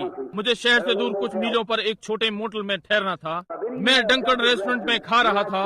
भले अच्छे लोग, और रविवार को वे बंद करके चर्च को जाते हैं। मुझे छोटे साधारण अमेरिकन स्थान पर खाना खाने को जाना पड़ा। जब मैं वहाँ दरवाजे पर पुलिस का व्यक्ति एक लड़की के चारों ओर हाथ डाले खड़ा था और संगीत के यंत्र को चला रहा था। ओहियो में जुआ खेलना अवैधानिक है और वहाँ कानून का व्यक्ति स्वयं कानून तोड़ रहा था, और संभवतः वो मेरी आयु का था। संभव है विवाहित होगा, कहीं परिवार होगा। एक नव युवती के हाथ में हाथ डाले वहाँ खड़ा था, पी रहे थे, और युवा स्त्रियों के व्यवहार सभ्य नहीं थे। मैंने देखा कि जहाँ मैं बैठा था वहाँ दाहिनी ओर एक घेरा सा जहाँ मैं बैठने को था, वहाँ एक बूढ़ी स्त्री लगभग 58-60 वर्ष की बैठी थी। वहाँ बैठी थी, झुर्रियाँ पड़ी हुई थी, थोड़े से कपड़े पहने हुए। ये भयानक था, और उसके पाँव के नाखून बैंगनी रंग के थे। वो भी देखा, उसके बाल बहुत छोटे कटे हुए इस प्रकार से बिखरे हुए, और वो पी रही थी। वहाँ 2 पुरुष उसके पास बैठे हुए थे, भयानक दिख रहे थे, पिए हुए। उनमें से एक टेबल की प्लेटों पर पसरा हुआ था, और जब वे वहाँ से उठकर बाहर विश्राम के कमरे में आ गए, मैं वहाँ खड़ा हुआ। मैंने सोचा, ओह परमेश्वर, आप ये सब कैसे देख रहे हैं? जब मैं अपने हृदय में मैं इतना खराब, तभी मुझे लगता है कि मैं अपनी छोटी सारा और रेबेका को, जो आने वाली पीढ़ी है, ऐसे में कैसे उनका पालन पोषण करूंगा? प्रभु, क्यों नहीं आप इस सब को पृथ्वी पर से साफ कर दें? मैंने सोचा, प्रभु आप ऐसा क्यों नहीं कर देते? मैं वहाँ बैठ गया और बस रोने गया। मैंने दर्शन देखा। मैंने देखा कि संसार हवा में घूम रहा है और संसार के चारों ओर मेघ धनुष है, और वो जो मुझसे बोल रहा था कहा कि संसार के चारों ओर ये यीशु मसीह का लहू है जो संसार को नष्ट होने से बचाए हुए है।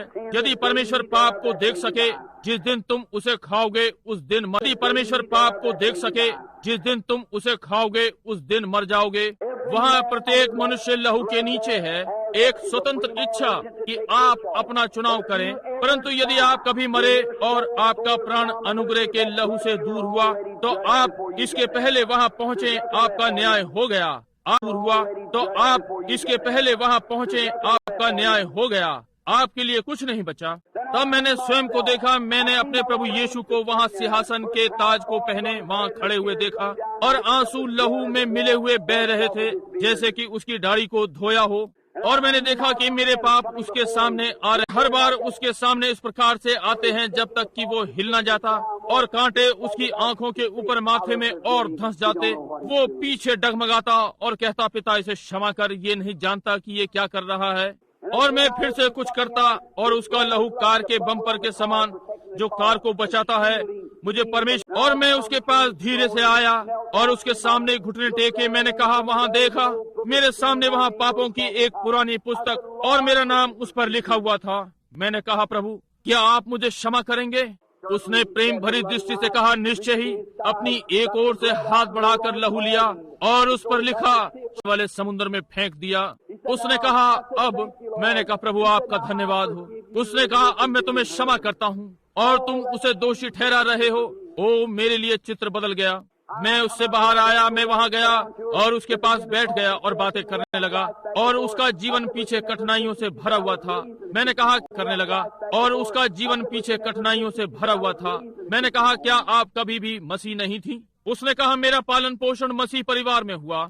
और मैंने कहा, क्या हुआ? उसने अपने पति के साथ दुर्व्यवहार के विषय में बताया और कैसे बालक और आदि आदि। मैंने कहा, इन सारे वर्षों में क्या आप जब से परमेश्वर से मिली आदि। मैंने कहा, इन सारे वर्षों में क्या आप जब से परमेश्वर से मिली आप कभी भी शांति से नहीं रही? उसने कहा, श्रीमान ये सच है। मैंने कहा, क्या आप उसे अभी स्वीकार करेंगी? उसने कहा, क्या वो मुझे स्वीकार करेगा? मैंने कहा, वो इस समय आपके हृदय के द्वार पर खटखटा रहा है। और उस मंडप के बाहर वहाँ फर्श पर और लोगों की सुनने वाली सभा के सामने घुटने टेक दिए।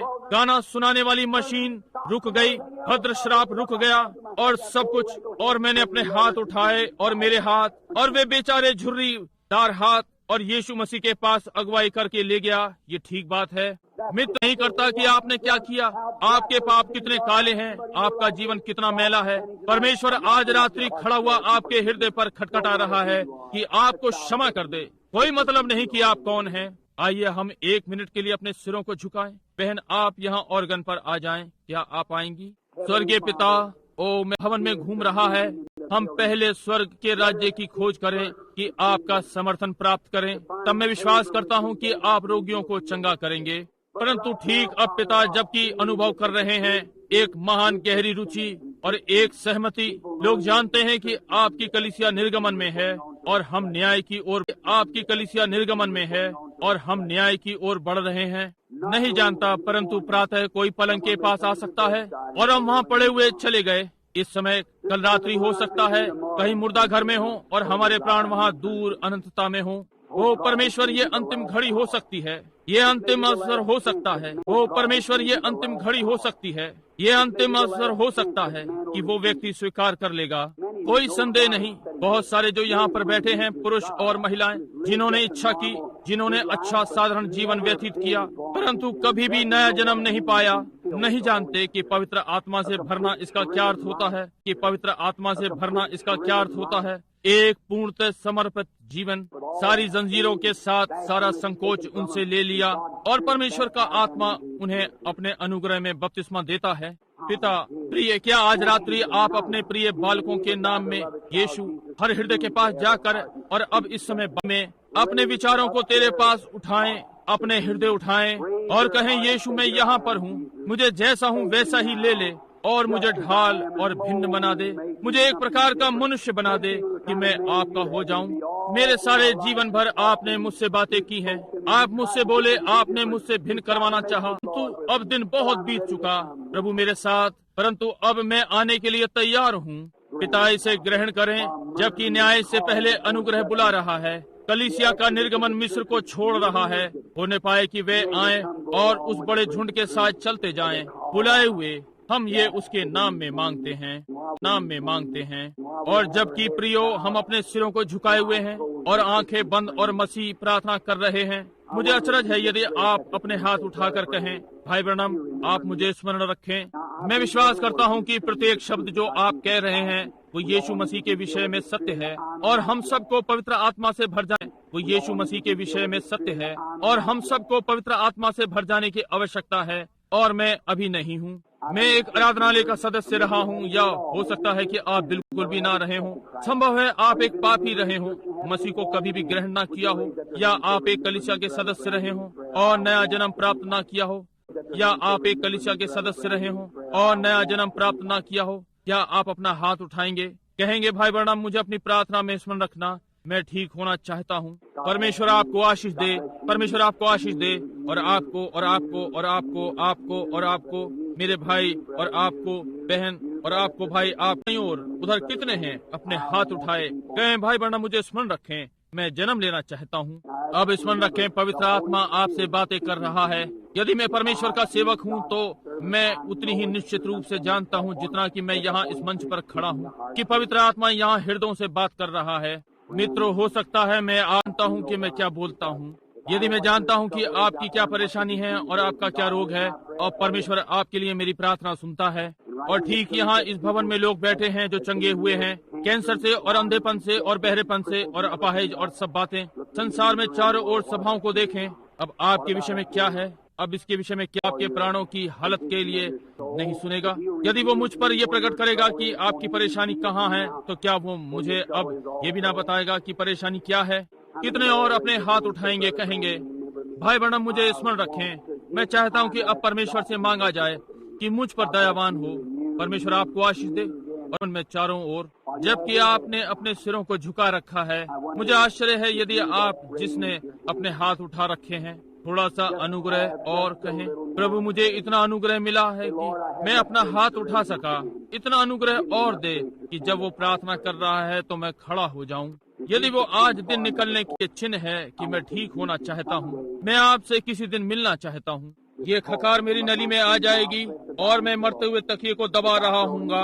डॉक्टर मेरे पलंग के पास से चला जाएगा, तब कुछ नहीं हो सकेगा। परमेश्वर मेरे प्राण पर अनुग्रह करे, जबकि मृत्यु का ठंडा कोहरा यहाँ कमरे में तैर रहा है। होने पाए कि सिय्योन की पुरानी तैर रहा है, होने पाए कि सिय्योन की पुरानी नाव आकर मुझे यहाँ से ले जाए। प्रभु मैं खड़ा होने जा रहा हूँ, बहुत ही अनुग्रह चाहिए, परंतु मुझे कोई हिला रहा है। मैं खड़ा हूँ। भाई प्रभु आपको आशीष दे। कोई और खड़ा होकर और कहेगा, प्रभु मैं खड़ा हूँ। भाई परमेश्वर आपको आशीष दे। भाई बहन परमेश्वर आपको आशीष दे, खड़े रहें। परमेश्वर आपको आशीष दे। भाई बहन परमेश्वर आपको आशीष दे, खड़े रहें। हर जो इस प्रार्थना में स्मरण करवाना चाहता है कि आपके प्राणों का उद्धार हो, क्या आप खड़े होंगे? परमेश्वर आपको आशीष दे। परमेश्वर आपको आशीष दे। नवयुवक परमेश्वर आपको आशीष दे। श्रीमान परमेश्वर आपको आशीष दे। भाई मेरी बहन परमेश्वर आपको आशीष दे। बहन परमेश्वर आपको आशीष दे। बहन परमेश्वर आपको आशीष दे। बहन परमेश्वर आपको आशीष दे। आप भाई, अब कोई और खड़ा हो और कहे, भाई बहन मैं यहाँ पर हूँ, मैं आपके सामने नहीं खड़ा हूँ, मैं परमेश्वर के सामने खड़ा हूँ। किसी चीज ने मुझे खड़े होने को कहा और मैं खड़ा हूँ। क्या आप ये करेंगे? बस अपने पांव पर खड़े हो जाएं। बस परमेश्वर को इतना ले लें। महिला परमेश्वर आपको आशीष। बेचारी माँ अपने छोटे बच्चे को पकड़े हुए उठने का यत्न कर रही है, उसकी आंखों में आंसू हैं। क्या आप नहीं आएंगे? फिर खड़ी हो जाएं। महिला परमेश्वर आपको आशीष दे। बूढ़ी महिला वहाँ खड़ी हुई है और वास्तव में बूढ़ी है, ये जानते हुए कि इन्हीं दिनों में उसे परमेश्वर का सामना करना है। परमेश्वर आपको आशीष दे। अब अगला कौन खड़ा होता है? कहते हैं मैं खड़ा हूँ। मैं अनुभव कर रहा हूँ कोई है जो खड़ा होना चाहता है। इसे अब ना टालें, बस खड़े हो जाएं। क्या आप करेंगे? एक आप जो परमेश्वर के समीप आना चाहते हैं। परमेश्वर आपको आशीष दे, ये ठीक बात है। क्या कोई और? परमेश्वर आपको आशीष दे। महिला, जी हाँ श्रीमान, कम से कम 3 लोग और हैं। मैं उनको सीधा सीधा देख रहा हूँ। खड़ा होना चाहिए क्योंकि वहाँ परमेश्वर का दूत, स्वर्गदूत खड़ा है। महिला परमेश्वर आपको आशीष दे, ये ठीक बात है। अब ठीक है भाई, इसके विषय में क्या है? ठीक है। और प्रभु का स्वर्गदूत खड़ा है। मैं जानता हूँ, मैं इसे देखता हूँ और मैं जानता हूँ कि किसी को अब खड़ा होना चाहिए। मैं 1 मिनट और प्रतीक्षा करूंगा। परमेश्वर करे, जानिए कि वो खड़ा होना चाहिए। मैं 1 मिनट और प्रतीक्षा करूंगा। परमेश्वर करे, जानिए कि वो आपके हृदय पर दबाव डाल रहा है। मेरे मित्र, वो वहाँ पर खड़ा है। ये वही है जो आपसे खड़ा होने को कह रहा है। क्या आप ये नहीं करेंगे? केवल खड़े होकर उसे स्वीकार कर लें। अभी ठीक है। क्या आप निश्चित हैं? यदि परमेश्वर आज रात्रि की सभा में आपको, क्या आप निश्चित हैं? यदि परमेश्वर आज रात्रि की सभा में आपको बुला ले, ये उपदेश, ये निमंत्रण आपको वहाँ से मिलने जा रहा है जब आप मरते हैं कि आपने इस विषय में क्या किया। यदि आप पक्के निश्चित नहीं हैं, तो अब खड़े हो जाएं, ताकि वो आपको देखेगा कि स्वीकार करना चाहते हैं कि ज्योति में चलें। अब हमको देखेगा कि स्वीकार करना चाहते हैं कि ज्योति में चलें। अब हमारे अनुग्रहकारी स्वर्गीय पिता, ये तेरे प्रिय बालकों ने अपने हृदयों को मुलायम किया है। वचन आज रात्रि उनके हृदय में गिरा है। विश्वास सुनने से आता है और सुनना परमेश्वर के वचन से, और विश्वास सुनने से आता है और सुनना परमेश्वर के वचन से। और वे सुन सकते हैं और आपने उनके हृदयों को कोमल कर दिया है। बहुत सारे पुरुष और स्त्रियां, लड़के और लड़कियां तुझे अपना प्रिय बचाने वाला और अगुवा स्वीकार करते हैं। और होने पाए परमेश्वर का स्वर्गदूत जो आज रात्रि यहाँ पर है, वो उन्हें जीवन भर उनकी अगुवाई करता रहे। होने पाए अभी उनका मार्गदर्शन क्रूस कलवरी पर होने पाए, उनके अपने हृदय में और यीशु को अपना बचाने वाला स्वीकार कर लें। और होने पाए पवित्र आत्मा यीशु मसीह के लहू से होते हुए नीचे उनके प्राणों पर आए और सारे भेद निकाल दे, और उन्हें रात्रि उनके जीवन की महान रात्रि हो। हम जानते हैं कि ये आज रात्रि के लिए है। ये लोग आपको ग्रहण कर रहे हैं, इसे प्रदान करें प्रभु इसी समय। और आज रात्रि ये अपने घरों को प्रसन्न और आनंदित होते हुए परमेश्वर की महिमा अपने पूरे हृदय से करते हुए जाएं। मैं इस आशीष के लिए यीशु मसीह प्रभु आपको आशीष दे जैसे कि आप बैठे हुए हैं। अब मैं आप लोगों से पूछूं, प्रत्येक से जो खड़े हुए थे, और आप जानते हैं कि जब आप खड़े हुए थे आपको कुछ हुआ, अपने हाथ उठाएं, बस अपने हाथ उठाएं। आप जानते हैं कुछ हुआ। परमेश्वर आपको आशीष दे, परमेश्वर आपको आशीष दे। ये ठीक बात है, इसे होना है मित्रों, ये होना है। मैंने यहाँ इस भवन में जा रहा है, प्रभु का वही स्वर्गदूत अग्निस्तंभ में पिछले 5 या 10 मिनट से प्रचार कर रहा हूँ। उसी प्रेरणा में मैं इसे अनुभव करता हूँ। देखिए, इस भवन में घूम रहा है। आप सोच सकते हैं कि मैं आपको कहानी सुना रहा हूँ, परंतु ये सत्य है। अब मैं नहीं सोचता कि मैं अब प्रार्थना पंक्ति को भी बुलाऊं।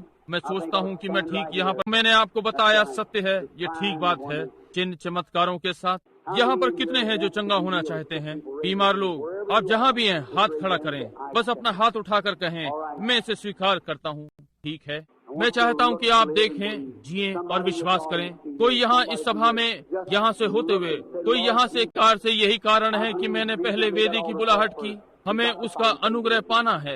ये मेरे लिए कुछ नया है। मुझे पहले उसका अनुग्रह प्राप्त करना था। यदि मैं उसका अनुग्रह पा गया और अनुग्रह कर दिया, और आप 1 या 2 दर्जन प्राणी तभी उसके पास आए, निश्चय ही अब आप में से प्रत्येक जो मसीह पास आए, निश्चय ही अब आप में से प्रत्येक जो मसीह के पास आया है, भली पवित्र आत्मा से भरी हुई कलीसिया पाई है, और इसमें जाएं और जब तक उसका बपतिस्मा ना पा लें ढूंढते रहें। हर रात्रि हर दिन बस प्रार्थना करते जाएं। और जब आप ढूंढ रहे हैं, अब आप लोग जो बीमार हैं, यदि मैंने आपको सत्य बताया है तो ढूंढ रहे हैं। अब आप लोग जो बीमार हैं, यदि मैंने आपको सत्य बताया है तो परमेश्वर इस सत्य को प्रमाणित करेगा। ये ठीक बात है, केवल वो ही इसे कर सकता है और परमेश्वर इसे प्रकट करेगा। यदि आप केवल प्रार्थना करेंगे और अपने संपूर्ण हृदय से प्रार्थना करेंगे, केवल देखें और ये कहें। जब परमेश्वर का वो स्वर्गदूत मुझे वहाँ ग्रीन मिल इंडियाना में 8 वर्षों पहले मिला, बालक होने पर भी मेरे साथ साथ रहा, दर्शन दिखाता रहा। जब मैं उसके पास गया, उसने कहा, यदि तुम सच्चे रहोगे और लोगों को अपने ऊपर विश्वास करवा लोगे तो तुम्हारी प्रार्थना के सामने कुछ नहीं टिकेगा। अब वो आपके लिए भी वैसा ही करेगा जो तब किया। वो मृतकों में से जी उठा। वो जानता है कि आप में से प्रत्येक पर क्या है, आपने क्या किया है, आपकी क्या परेशानी है, इस विषय में सब कुछ। क्या आप इसका विश्वास करते हैं? तो फिर अपने संपूर्ण हृदय से विश्वास करें। मैं देख रहा हूँ कि एक नबी यहाँ पर बैठा हुआ है, विश्वास पाने का यत्न कर रहा है। क्या आप विश्वास करते हैं कि परमेश्वर मुझे बता देगा कि आएगा? तो क्या आप अपनी चंगाई को स्वीकार करेंगे? आपको हृदय रोग है, क्या ये ठीक बात नहीं है? क्या हो यदि मैं आपको बताऊं कि आप इससे चंगे हो गए हैं? क्या आप इसका विश्वास करेंगे? 1 मिनट के लिए खड़े हो जाएं। आपका अधीर और बुड़बुड़ाने वाला हृदय है, ये कभी कभी आपको परेशान करता है।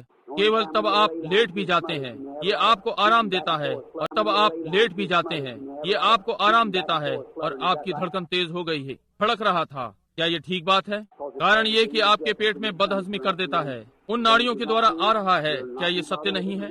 अब आप इससे और परेशान नहीं होंगे। जो अब आपके पास है उसमें बने रहें। मैं आपके मस्तिष्क को नहीं पढ़ रहा हूँ, मैं आपसे बिल्कुल है उसमें बने रहें। मैं आपके मस्तिष्क को नहीं पढ़ रहा हूँ, मैं आपसे बिल्कुल अपरिचित हूँ। आप केवल वहाँ बैठे हुए हैं, एक पुरुष हैं बस। क्या ये ठीक बात है? आपको अपने जीवन में कभी नहीं देखा, आपके बारे में कुछ नहीं जानता। क्या ये सत्य है? विश्वास कीजिए कि प्रभु यहाँ पर है। फ्रैंकली नवयुवक, मैं आपसे कुछ पूछना चाहता हूँ, और आप देखिए कि यदि कुछ पूछना चाहता हूँ, और आप देखिए कि यदि ये सत्य है या नहीं। अभी कुछ क्षणों पहले अचानक से कुछ विचित्र आपके ऊपर आया। जब मैंने इस विषय में आपसे बात करना आरंभ किया, डंकधारी में से डंक चला गया। क्या ये सत्य नहीं था? क्या ये विचित्र सी अनुभूति आपको जब वो यहाँ आप बैठे थे नहीं हुई? क्या ये सत्य नहीं है? और उसी समय आप मेरी ओर नहीं देख रहे थे? अपने हृदय रोग से ठीक वहीं। आमीन, बिल्कुल ठीक, वो यहाँ पर है। मित्रों, मैं आपके मस्तिष्क को नहीं पढ़ रहा हूँ, मैं केवल सत्य बोलता हूँ और परमेश्वर इसे सत्य सिद्ध करता है। आप जो उनसे अगले बैठे हैं, क्या सोचते हैं? क्या आप विश्वास करते हैं? क्या मुझ पर परमेश्वर का भविष्यवक्ता होने का विश्वास करते हैं? क्या विश्वास करेंगे यदि परमेश्वर, आप यहाँ जो बहुत बोल रहा हूँ, ये यहाँ मेरे पीछे और मेरे चारों ओर, परंतु क्या अविश्वास करते हैं? यदि मैं आपकी आत्मा से संबंध स्थापित करूँ, परमेश्वर प्रकट करेगा कि क्या गड़बड़ी है। क्या आप अपनी चंगाई स्वीकार करेंगे? आप मधुमेह रोगी हैं, क्या ये ठीक बात है? यदि ये सत्य है तो आप अपना हाथ उठाएं, अपने पैरों पर खड़े हो जाएं। क्या आप अपनी चंगाई को अब स्वीकार करें? को आशीष दे। विश्वास कीजिए। यहाँ कोई विश्वास करता है? विश्वास कीजिए अपने संपूर्ण हृदय से।